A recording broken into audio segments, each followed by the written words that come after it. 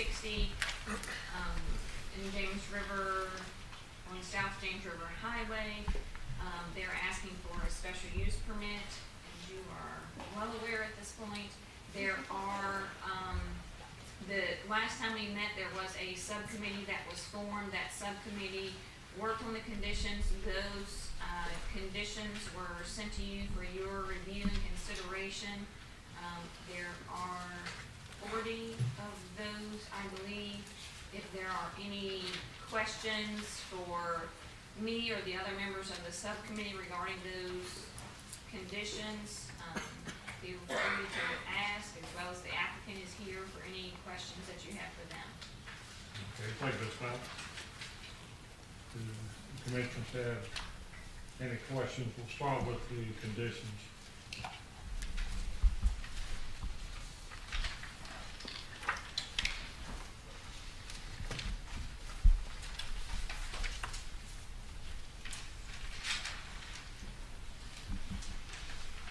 Some question raised on some of these conditions.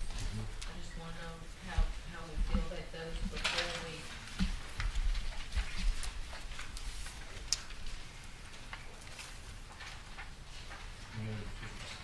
We'll ask Mr. Tyler if he doesn't mind to step forward. Sure. You have a specific one you want to comment on? Yeah, number 37 was brought into question.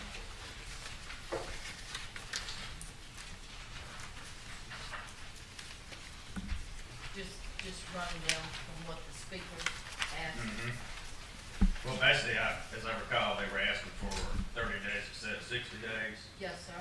And our reason for 60 days is that's pretty much what the regulatory agency has to respond to us, so we can't provide an answer without consultation with them. So we'll try to do it as quickly as possible. But that's kind of the response we have, time frame for getting any response from our agencies.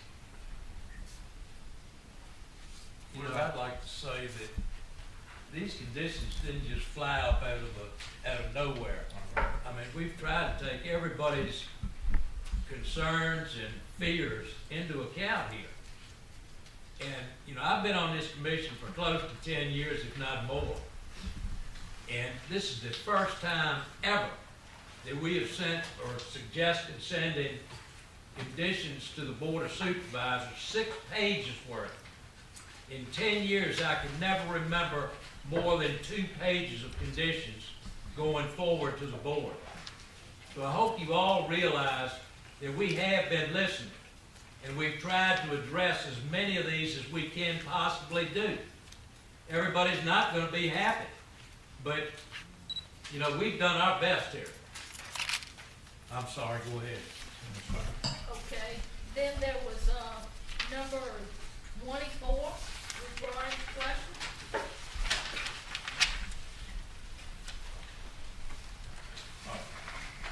I basically think what you were referring to, that storage tanks will be removed. That's basically what that last sentence says. Storage tanks will be removed. The permanent concrete footers will be left at grade level. So she had it reversed. But what this says is that fuel tanks will be removed from. Okay. Right, it says except for any underground. Right. Okay. So that meets our requirement, as I heard her comments. Okay. Then there was number 31 that was brought into question.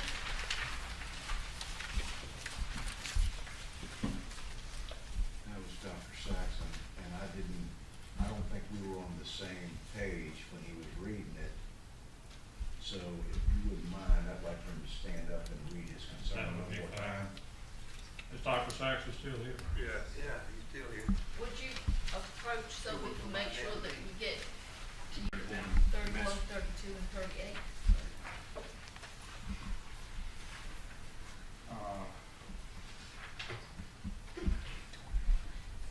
I believe it was your first speaking point. I may have given the, Wrong number. Yes. I think I did, and I apologize.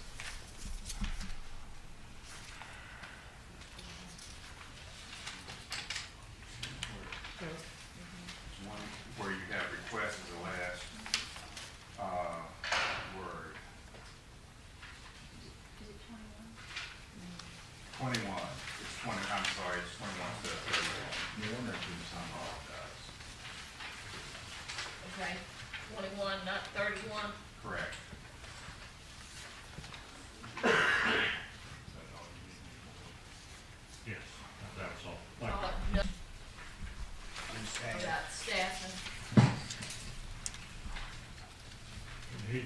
request of extra, not for 1 year, but full time, I remember that.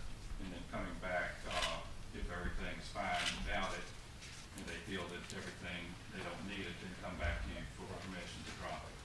Okay, and We feel like 38, he's addressed that because the 60 days would be the amount of time they would need to get their answers so they can give us their answers.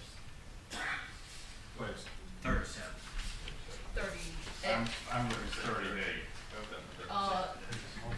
Thirty-seven and 38, basically. A third party will give them a report, and then they're gonna sit on the report for 60 days. I don't know why you need 60 days to sit on a report. That's not what the intent is. No, it's written. The where intent is, once you know there is an issue, we would check with the agencies and determine what the outcome would be, and we would do that within 60 days. And if you have to get a third-party study done, that's in the process. Right. But I'm looking at the end of 30 days. 38 something. All mission tests would be talked about third party. And to get that set up, we'd have to have a document from the agency of what we would do, direction, and then we'd have to have a test. So getting that done within 60 days is a pretty tight time frame. Well, this is just, 38 is just releasing the test results. It's already been done. It's not saying anything about any corrective items. that's in 37. Yeah, you gotta have a third party that'll do the test. We gotta hire somebody to do the test. But the 38, I believe, is dealing with tests that you've already agreed to do. Well, the first test is 180 days, but additionally, if periodic tests are wanted, we don't have to hire a consultant to do that. So yes, we have the first one done, the 180-day one, but additionally, read the second sentence, additionally, if periodic staff commission testing will be conducted to demonstrate compliance, then we will have to have somebody do that for us. So, I mean, that's already said in there that you will do that, and then once the report comes back, you'll release it to the county in 60 days. Right. So if I, That's testing and report, so we need to hire the test person, get it done, and then get the report back to the county. but if it's of conditions you have, they're already gonna have the firm hired. So this is saying that the firm has the report given, and then the man, or whoever is the applicant, will not release the results of the report for 60 days. If I'm reading it correctly, they will test, and then all emission tests. Additionally, periodic test, But that's asked for by the county. right, but as you do these periodic tests, then you will have the results, but you won't, you can take up to 60 days to release it. That's included the test, doing the test. If they ask us for a test, we need to engage a contractor to do it and try to provide it back to them within 60 days. Now, is this for, if you ask for a test, or is this something that's gonna be done periodically on a set schedule? The first one is the initial startup test, period. Additionally, any other requirements will get the results within 60 days. So when will there be additional tests? There'll always be additional tests. Kevin, can you speak to the NOx test? Do we have a requirement on that? We have a requirement by the permit, I don't know what the permit provisions will be, but we do. Yeah, I mean, that is. Basically, it's giving us time to get a contractor to do the test and get it to you, so we feel 60 days is pretty tight. Is it 60 days from the hiring of the contractor, or is it 60 days after the test is completed? I'm reading this after the test is completed. No, that's It not, doesn't say that. not the intent. The intent is to Okay. get it done and give you a report. all right, then there was a concern on 13 that 7-foot fence was not high enough. You've got basketball players who are 7 feet tall. I have one too. I have basketball tonight, I'm on it.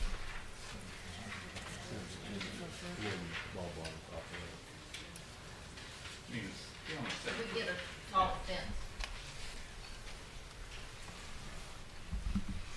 I mean, he mentioned, we do have 3 strands of fiber on top, and that's typically what you do in any commercial. We got 7 foot fence. 7 foot fence and 3 strands of barbed wire.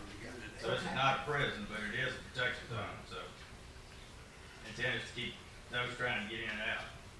If they wanna get over the fence, well, it's 10 foot, 20 foot, they can climb the fence in our opinion, so it's a barrier, but it's not there to be the only stop for folks going in. Okay, that's all I have on my concerns list. Thanks, sir. Concern. Why does, That's it, it's just us a license, our license comes from FERC. So if we abandon the project, we've gotta get that from FERC, they have to abandon the license, that makes sense. Operations, we go through the Department of Transportation, but our permit, what we're going through here comes from FERC. And they would have, if we wanted to abandon it, we'd have to get that license released to abandon the project. I'll just remind you that we have a Superfund site that was totally licensed and regulated and then abandoned, bought by the county. Where we are today. That's EPA, Duly noted. it's EPA, it's different from FERC. Comments, that you make an answer? Yeah, on 33, you got shut-off valves installed on both inflow and outflow lines. What's the 2-year failure rate on the shut-off valve? Well, they fail in a normally closed position, so if they were to fail, they go closed. So you have to energize them to keep them open, so that's by design. So now failure rate, I can't talk to you about that, maybe Scott's he's gonna be our station construction manager here. Any comments on Yeah, that? the failure rate is very low. To the mic, please. The failure rate is very low on a valve. I mean, our ESD system is controlled by a fail-safe system. It's controlled by compressed air. So if we lose compressed air, those valves go closed and your vent valves go open. So it's a fail-safe system. It's not based on electric, it's based on compressed air. And if there's a loss of air, those valves will shut.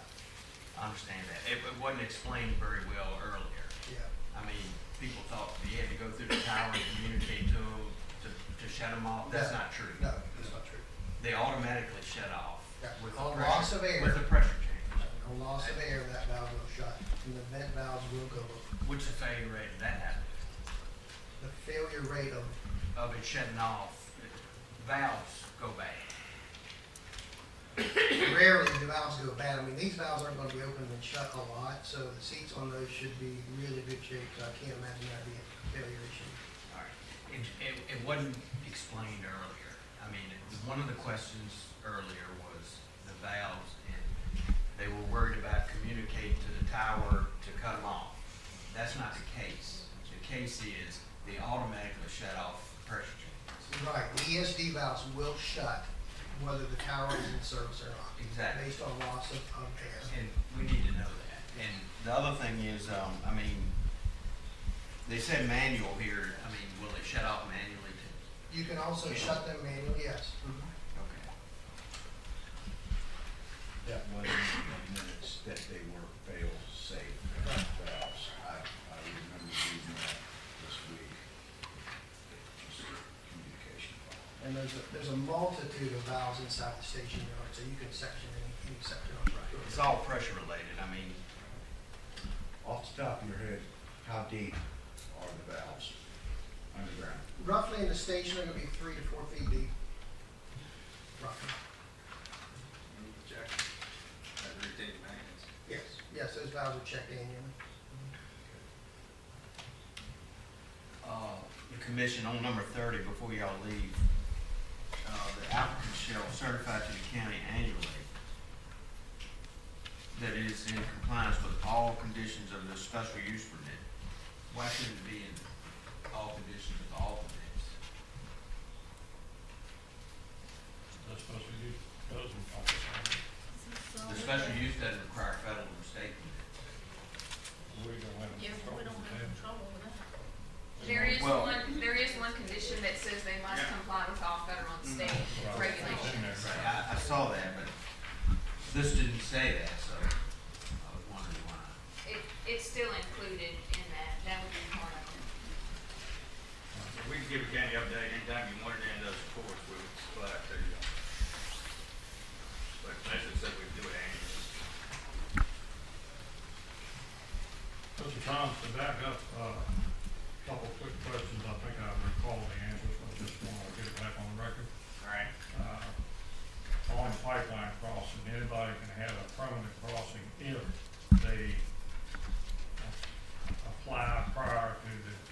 finish construction, If correct? they're the landowner working with the town, now's the time to do it, so if they know they're gonna need a road crossing or a future, subdivision road, whatever we do, we work with the landowner now. Coming in the future, just like going to Transco, we don't know that's there, they're gonna have to determine what weight's going across there, and if we want a log, they may just have to put some matting over it, rock. It's gonna be a permanent road, we may have to put a metal plate, concrete, or whatever there to protect the pipe, so. And that's part of the negotiations with the landowner as we, work with the crop. And I think I also recall you said that, you could still farm whatever. Sure. And Farm over, as long as you didn't plow. Right. And actually, on farmland, if they're gonna subsoil, we'll put it, a couple feet deeper there, 4 to 5 foot. Typically, 3-foot cover. If they need to farm subsoil or whatever and wanna do that, then we can certainly bear a little deeper while we're doing it. But to come back and do it, that's another issue. Right. So, that's why we need to work with landowner when we go do that. They can be farmed over, combines can drive over, those kind of things, but if you get continuous weight, concrete trucks or permanent roads, then we're gonna have to do some protection. I understand that. Commissioner Mackey? 36, a fire break shall be created between the facility and adjacent properties. Created and maintained? Yes. If you remember the pictorial sketch we had, the inside fence is only gonna be grass and gravel, so that will be the fire break. We have a couple hundred feet all the way around. Right. Between. Well, you got a 100-foot setback on anything. Well, that's on the front, yeah. But interior to the fence, we're gonna have space all the way around it. No trees, no growth on it. There was not anything mentioned on a forestry plan as far as the buffer. I think we do talk about in here, there is a comment, I forget which one it is here, but we talked about that here as well.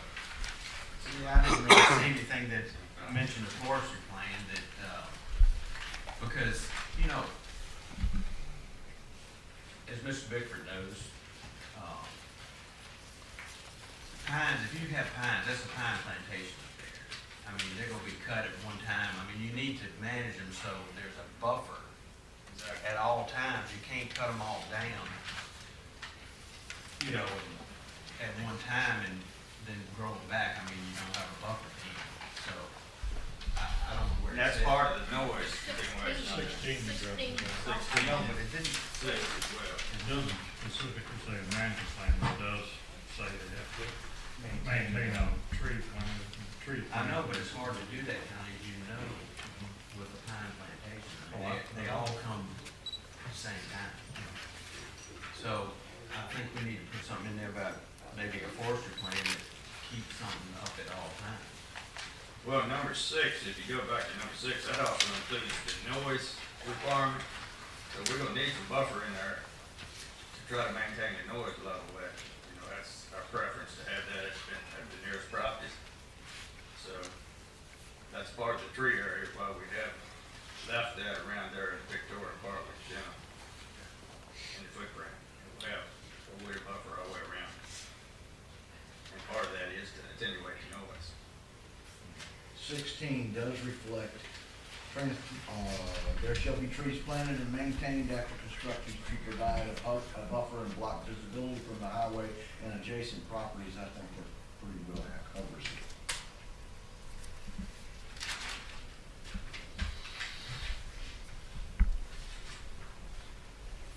Just trying to point at something. Absolutely.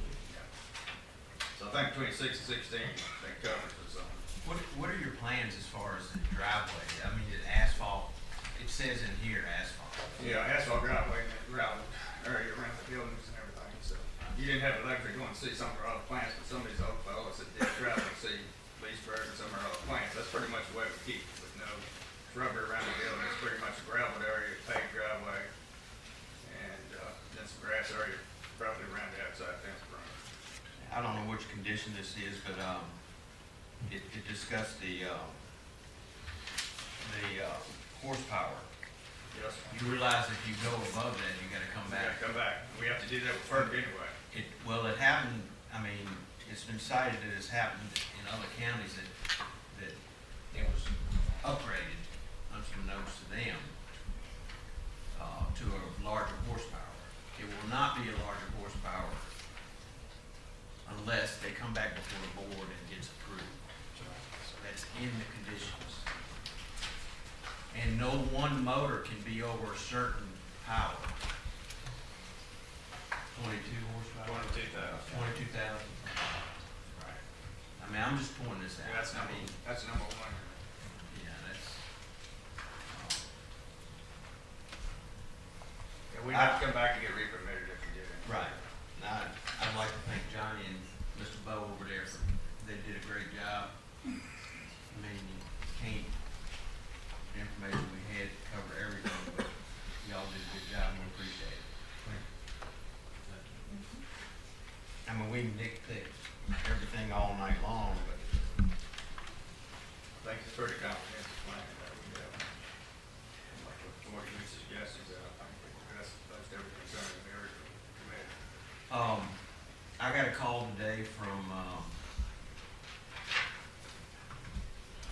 Swami, and she was concerned, and I wanna ask this question about the distance around the substation that this study was entailing, you know. She was concerned about, you know, if it was 10 miles away or right at the 6 mile radius. Can you address that? We have our air quality person here, Rick, maybe let you address that. Known this take.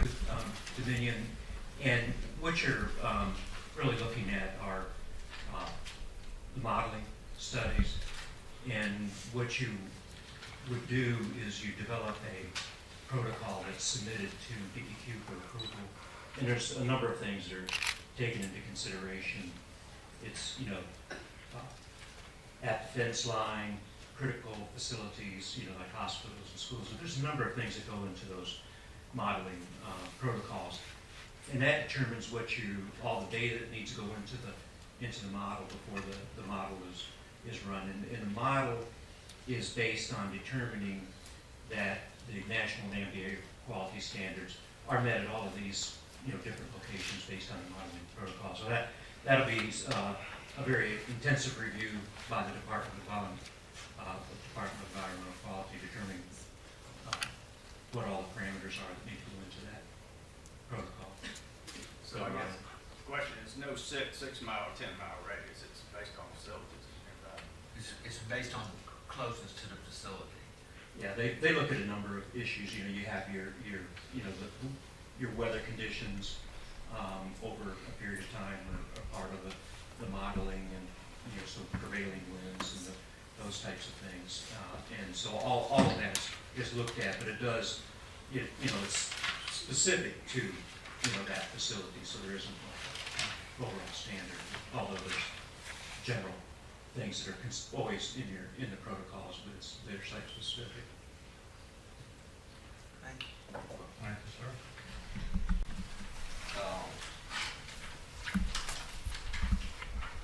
Responding first.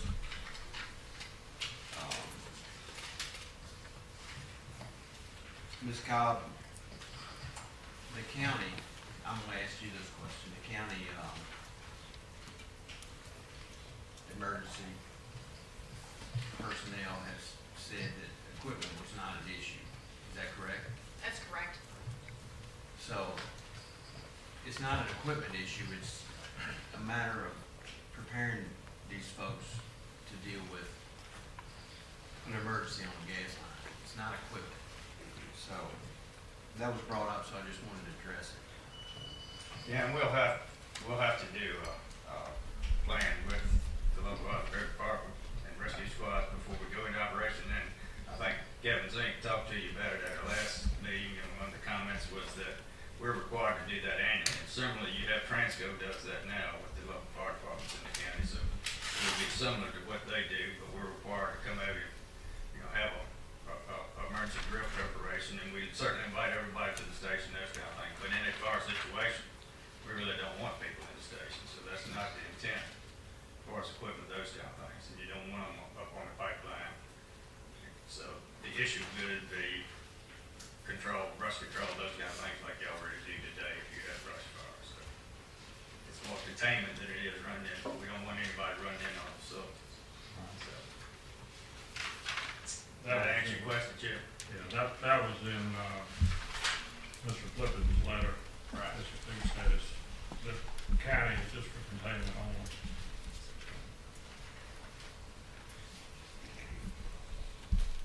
I had a call this week asking me if there was gonna be any wastewater disbursement from the facility. It could be because we have to test the pipe with water pressure. So as we install it in weld joints, we will use water pressure tested, just like a plumber does your home today or whatever. We'll have to leave that in over a 24-hour period or whatever's required to do that. So water will be needed, and we'll have to get permits of where we disperse that at. So that's in the plan. We'll have to go through the Department of Environmental Quality and get water permits to do that. So the water basically will just be going through the pipe used as a pressurizing agent, and so there's no contaminants or anything like that will be in. But once it's complete, there's no more water in the process. That's right. That's correct. Just domestic water that we may have for restrooms at the compressor station. That was just a question. Yes, sir. A person asked me this Yeah. week. Just to clarify, we plan to haul water in trucks to test the facility, and then we'll haul it back out to the disposal facility. That's typically what we do with the compressor station. Pipeline may be different. In the pipeline, we will have some withdrawals from, for example, James River, those kind of places to get water to test the pipeline.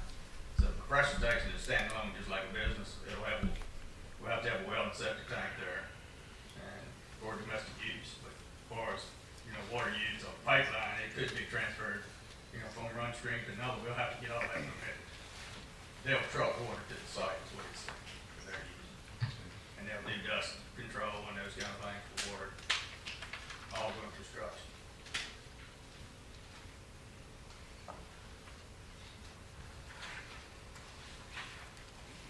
Just for everybody's information, the water test that you're talking about is the same as you would conduct on if you were installing a water line for drinking water.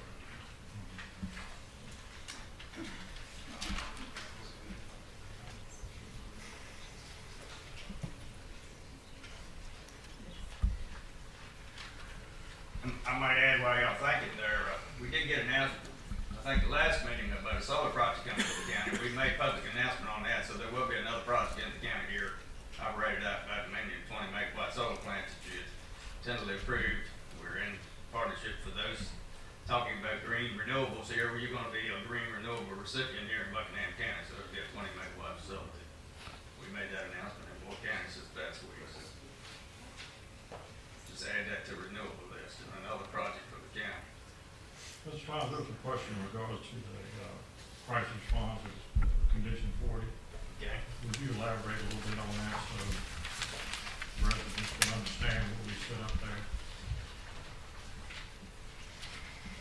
Yeah, this is done in conjunction with the ability you have with your 911 callback system.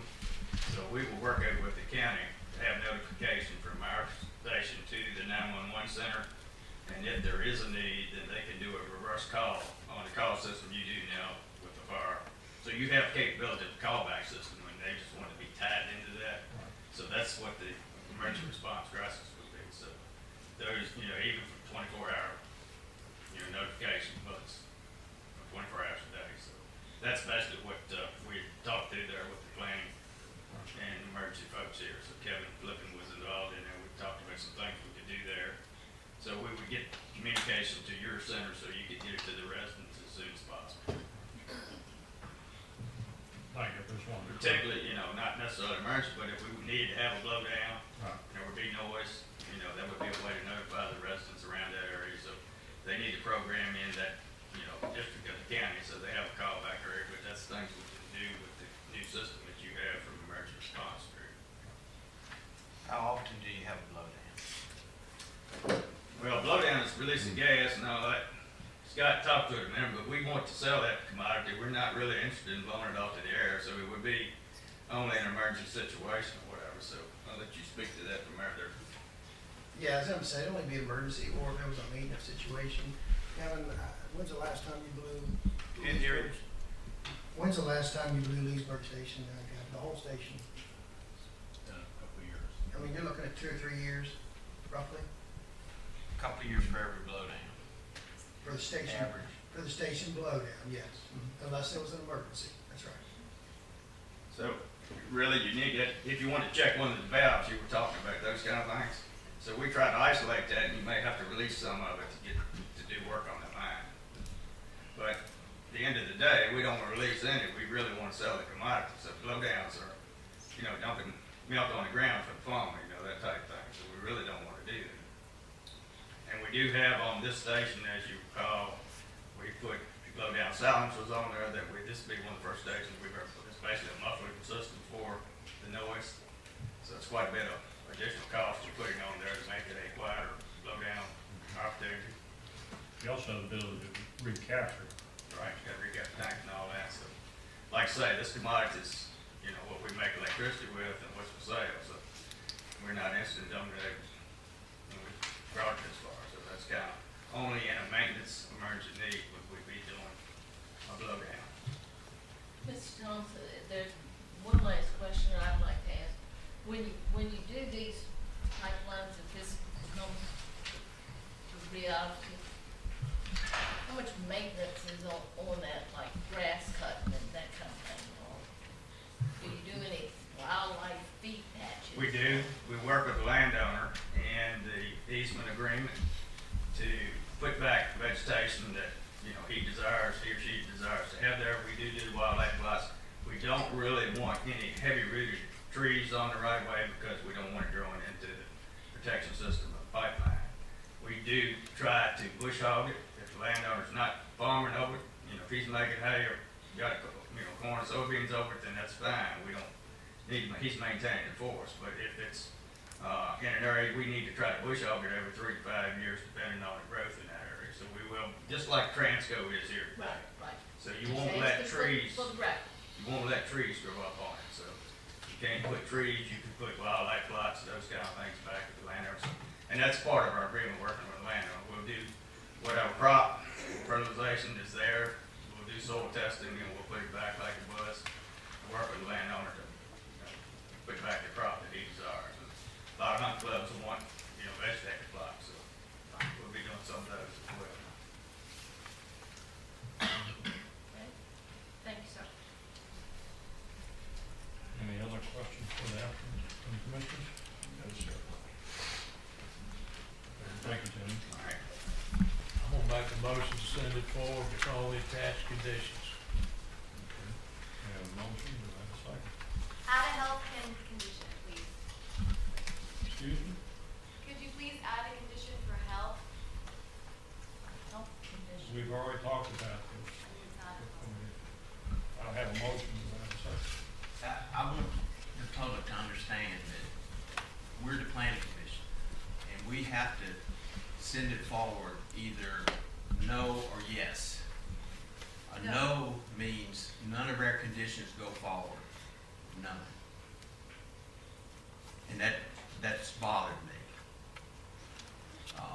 I think these two gentlemen who come up with the conditions, it's very important that we send them forward and let your elected officials make the decision. As planners, we have to look at this and send it forward as we see fit. These conditions will not go, none of these conditions will go if we do not pass this. Nothing. So it's very important, in my mind, that the planning commission send us forward and passes it with the conditions we've set forward tonight. So, understand, Ms. Carter, and Rebecca, They can't go forward if you don't give them approval. no, yeah, they can. Yeah. They go Work before, will they go approve it before the until- board, whether we approve it or not. Okay, we're not That's gonna enough. argue with Okay, y'all. Yeah, I'm not arguing. Yeah. I'm just telling you. All right, we have a motion to approve, I need a second. I'll second. Any further discussion? I have a concern that, Okay. all the, I have a concern that all the verbal understandings that we have come up with here concerning the conditions conditions, be included in the conditions, is this, are these actually being written in? I think most of them were covered, that they were covered. Well, there were, for instance, where you were saying, and maintain the vegetated buffer. Things like that. We've had a lot of little, yes, it'll be this way, but not. Would it help to include the minutes, to send the minutes forward to? That would be my suggestion. Okay. Okay, I'll alter my, recommendation, or I would, before you do that, I would say that I can send the minutes forward, but if Royce is interested in making sure certain conditions are changed or tweaked, words added, I would say we need to discuss that, pinpoint that to make it clear for the record, because sometimes when we go back and listen to minutes, there's a lot of head nodding, which isn't in the minutes. So just for the record to be clear, if there are things that you want to change in the conditions, I would say state those clearly, what you want, which condition number, what words you want added. I'm never before, and I don't wish to drag this out. That's all right. 36 for me is the only one that, What's the one, reservoirs? I don't even remember which condition it was. but There was just one that's come up to mind. Number 16 is the one that deals with the trees. Yeah. Number 13 discusses the fences. We talked about continual staffing until the county repealed the possibility of that. I'm not sure what kind of consensus we had on that.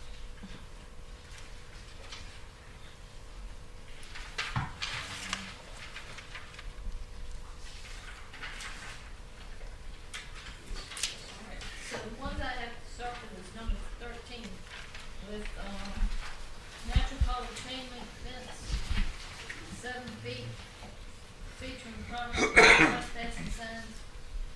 We got 3 strands of barbed wire if you want to. And That would be fine. wire. 3 strand barbed wire. Satisfactory?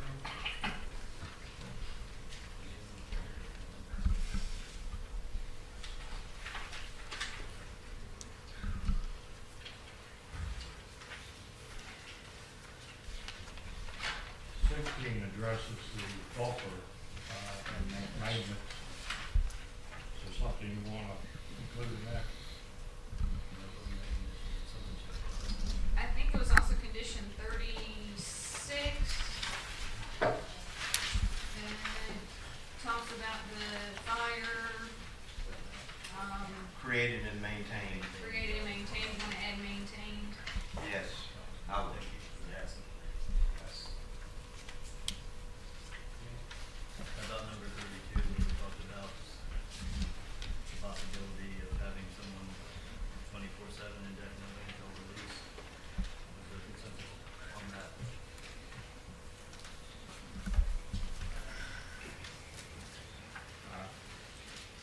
Do you want a period after 7? We typically don't man it, we've agreed to man it for a year. Or you ask every other business man if any place we ever. I'm not sure if that's what he's asking or not. I don't know. What you ask? We operate 109 of these stations and none of them are manned 24/7.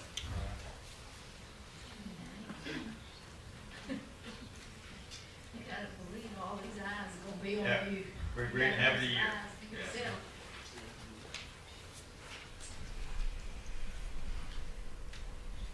What Consensus, you wanna do there? consensus of the commission to leave it as is in here? That's my opinion. What was the consensus? That's fine, what it is.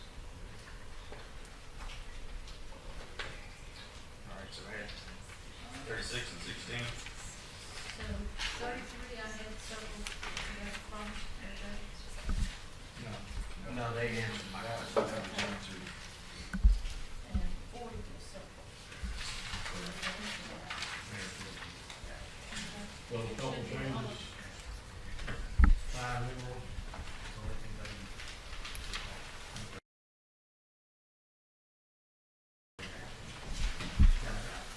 make, the motions contingent on having those couple changes to those conditions.